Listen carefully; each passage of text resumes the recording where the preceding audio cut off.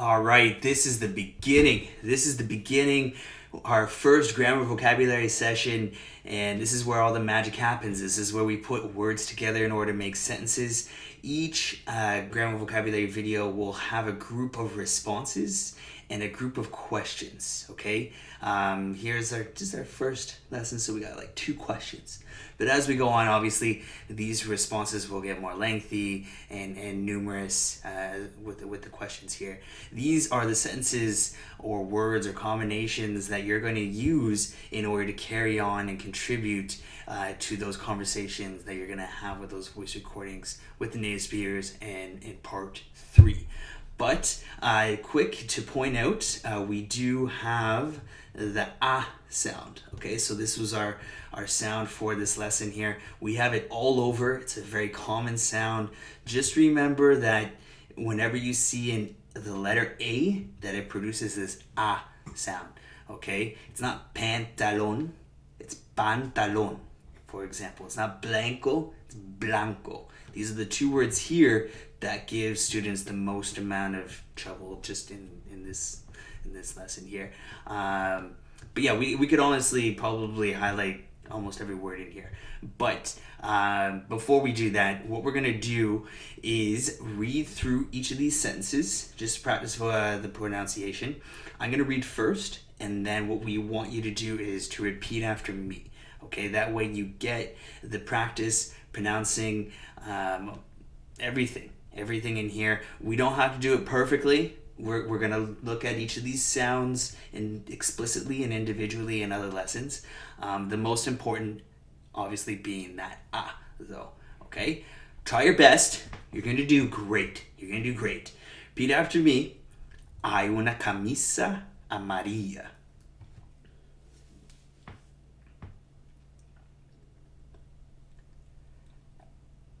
Perfect.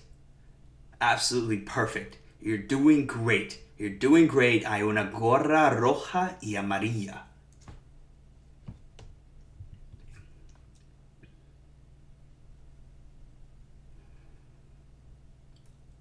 Hay zapatos negros.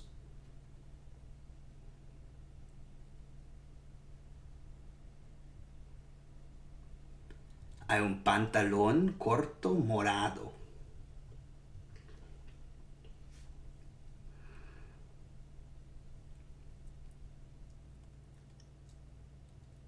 Hay un pantalón blanco y rosado.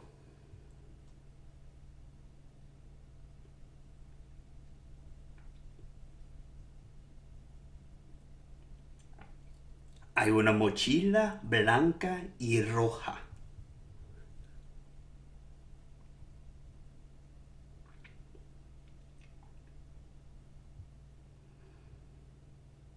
Hay un suéter rosado y negro.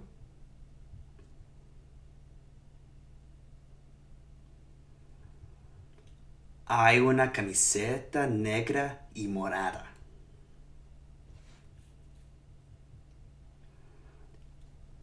All right, doing great. Don't let anybody tell you otherwise.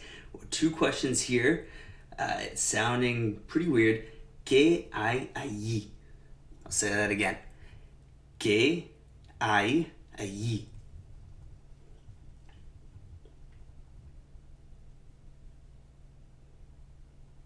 Great. You sound like a Xena warrior princess. You're doing awesome. ¿Qué hay allá? ¿Qué hay allá? ¿Qué hay allá? Yeah, it sounds like ¿qué hay allá? Okay, with that stress at the end. Keep that stress there. We'll get to these questions in a bit. We don't have to learn every individual word. It's just the group of them mean an expression. But let's go through the grammar here. We got I at the beginning of each of these sentences up here. So I means there is or there are. Okay? There's no singular form. There's no plural form. There's even a word in Spanish for is, obviously, and there are multiple words for are and is. But when there's a THERE in front of these 2, it's just I. It's just I don't know, something happens, and these two words get sucked up into this one. Okay, it's a very great word. It's a good good word to use whenever you're trying to describe something as being somewhere. So, hay una, after the I, we have una or un, right? And we've already talked about these. There is a. Okay, we use una before feminine nouns. We use un before masculine nouns, right? So both of these mean the same thing. Hay un or hay una. It just depends on the noun that comes after. Okay? Now, if you have a plural noun, like shoes, for example, even in English, we don't say there are shoes. Okay? We don't say that. No. We just say there are shoes. Okay? So we leave out the una, just like we did with azúcar. Right? With azúcar, we didn't really say like un azúcar, we just said azúcar, right? Hay azúcar would be there is sugar.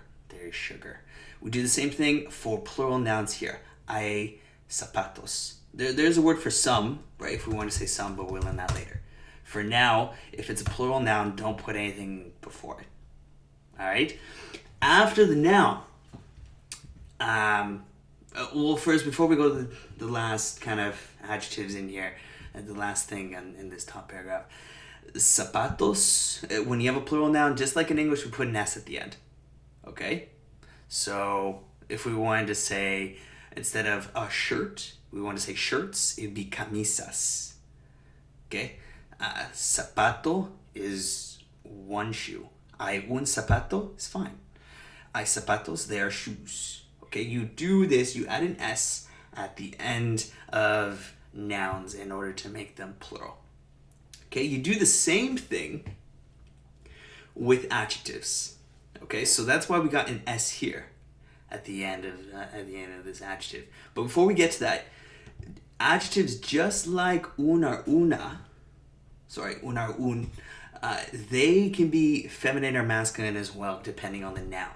Okay, so first thing is that they can be feminine or masculine. Second thing is that they're after the noun, right? As in English, we would say like, there is a yellow shirt. In Spanish, they say more, there is a shirt yellow. Okay, and if you want to try to keep the order from English, you say like, there is a shirt that is yellow type of thing. But it's better to just think of this as like, there is a shirt yellow. We're going to start thinking in Spanish. Even when we speak English, we're going to be thinking Spanish. Okay, we're not going to be thinking in English and then speaking Spanish. We're going to be thinking Spanish the whole time while we speak it. But yes, okay, so let's say this is the first thing. The adjective goes after the noun. Second thing, the adjective can be feminine or masculine. Okay, which is different from English. We don't say like, there is a shirt feminine yellow. We just say there is a shirt yellow, right? Or there's a yellow shirt. But anyways, there is a shirt yellow. Now, the last thing is that, also we don't do this in English, but we add an S at the end of the adjective as well. Okay, so hay zapatos negros is like saying there are shoes blacks. Okay, we have to add that S at the end of the adjectives as well. Okay, that's the grammar stuff. That's all the grammar stuff in this lesson. You got some like weird stuff down here. We'll get to it, but that's grammar-wise the most fundamental things of Spanish is like feminine, masculine nouns, feminine, masculine adjectives, pluralities, uno, una, that stuff there. Once is going to be hard, but once you get these habits of thinking in every sentence, there is, most likely a noun, and then we got to figure out whether it's feminine, masculine, plural. Every time, that's just something new in your mind that's going to come out. So let's go now, sentence by sentence. We're going to go over the rest of the vocabulary in here, okay? Hay una camisa amarilla. So there is a shirt. Una camisa is a shirt. always feminine, always feminine. So we're always gonna put una when we want to say a shirt. Una camisa. And then amarilla. So amarilla can be amarillo in other cases, right? It's gonna be yellow, right there. Amarillo, amarilla. Okay, computers confused. Are we speaking Spanish or English? Amarillo, amarilla. It's amarilla here because we're describing this feminine noun. Next sentence. Hay una gorra roja y amarilla. So there is a hat, una gorra, hat, always feminine, una gorra roja y amarilla. Rojo or roja, let's just do this here, means red. Okay? So this is, again, it could be rojos if you're describing like it's a plural masculine noun. If we're going to say many hats, we would say hay gorras rojas y amarillas is what we would say. This E in here just means and. All right? So hay una gorra roja y amarilla. There is a hat, red and yellow in there. Okay? Then we got hay zapatos negros. There are shoes. So un zapato, it's masculine with that O right there. Hay zapatos negros. So negro, but we could have a singular shoe, plural shoes. Negro, negra means black. Okay, yellow, red, black we got so far. All of these could be masculine, all of these could be feminine, all of them can be plural. You gotta think before almost every word we're gonna say here. Hay un pantalón corto morado. There is a short. A short is a pant short, right? So when we come down here, hay un pantalón blanco. This is gonna be there is a pant, white and pink. And they consider a short and a pant as one article of clothing. It's not plural, right? It's just one thing that goes on your body. I don't know why in English everything below the waist is considered like plural, like pants, shorts, right? It's one article of clothing, even though they have multiple sleeves, just like a shirt. A shirt has multiple sleeves, but we say a shirt. So why don't we say a pant, right? So the Spanish got it right here. It's one article of clothing. So keep this singular. Hay un pantalón corto morado. Un pantalón corto being a shirt, morado, morada being purple. Okay, you got four colors. Four colors now. Two more. Hay un pantalón blanco y rosado. So they're right here. Blanco, blanca means white. Okay, and then you got rosado, rosada meaning pink. All right, those are all the colors that we have in this lesson right here. They all can be masculine, they can all be feminine, and they can all be plural. Adjectives, 90% of the time, can be masculine, feminine, or plural. In lesson 2, we'll look at the rest of the colors that don't always have variations. Some of them stay the same. They're kind of a little more stubborn. They just like, no, I don't want to fool around with this masculine, feminine stuff. I don't care about you, noun. But these are the ones that are more complacent, and they always go with the noun here. So hay un pantalón blanco y rosado there is a pant, white and pink. Hot pants. Hot pants. Hay una mochila blanca y roja. So the only word now you don't know is mochila. Una mochila is a backpack. So this sentence, there is a backpack, white and red. Feminine. Feminine, feminine, feminine. Before you start any sentence, like especially here, you should always be thinking about the noun and whether it's feminine or masculine before starting your sentence, because you have to modify things even before you say it, right?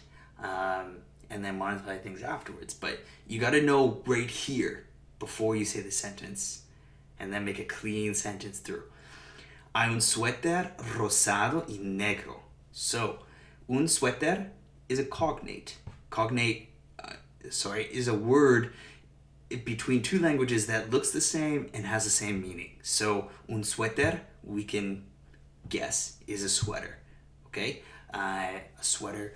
And then rosado y negro, pink and black. There is a sweater, pink and black, right there. Okay? Another kind of hint for when nouns are feminine or masculine, when nouns look like they just got stolen straight out of English, like sweater, they're 90% of the time masculine. Okay, 90%. These are high percentages, of course. There are exceptions, but these are high percentages. Okay, these are good percentages to deal with. When a noun looks like it's like an English word, assume it's masculine. You'll learn the exceptions because there aren't that many. This last sentence here for response is hay una camiseta negra y morada. There is a t-shirt, black and purple. Okay? So, just mark this difference right here. Camisa, camiseta, camiseta. It's just a cute form of saying shirt. It's a t-shirt. T-shirt. Right? Sometimes they add the ito, ita, eta, eto, whatever, try to make it sound a little cuter. That's why it's camiseta, camiseta, right? T-shirt, shirt, right here. Now, questions. These both right here mean what's over there, okay? That's just que hay allá, okay? If we want to be kind of very articulate, the allí means what's over there for something that's kind of close, maybe. And then allá is something like really far away. But really, they're used interchangeably. They really are. Like, they mean the same thing. No one's going to care which one you use. I'm telling you that right now. It's allí or allá. They're interchangeable. Take your pick. We'll use both when we go to the activity. But semantically, with meaning, they mean the same thing. They come out as the same thing. All right? That's your first grammar and vocabulary video. That's it. Okay? That's going to be the more lengthy kind of portion of each lesson. We will keep it as quick as we can. But you got this. You got this. This is Programa Español Principiante e Intermedio. By the time you go through 34 of these, you're not going to be a beginner. You're not going to be an intermediate. You're going to be an advanced learner. You're going to be at least like a 7 out of 10. At least a 7 out of 10. Okay, 6.5. 6.6. You're going to be handling yourself. You're going to be handling yourself, keeping up with these natives. Now we will send you to the next part of the lesson, which is practice time. Okay? Study up a little bit before bed. 5 minutes before bed, or to study up a little bit before you go to practice time. Practice time is where we, give some conversations so you get extra practice, help you out a little bit before you go to those conversation videos where you can also practice there as well. All right, but we'll let you go. You're doing great. Don't let anybody tell you otherwise. You got this.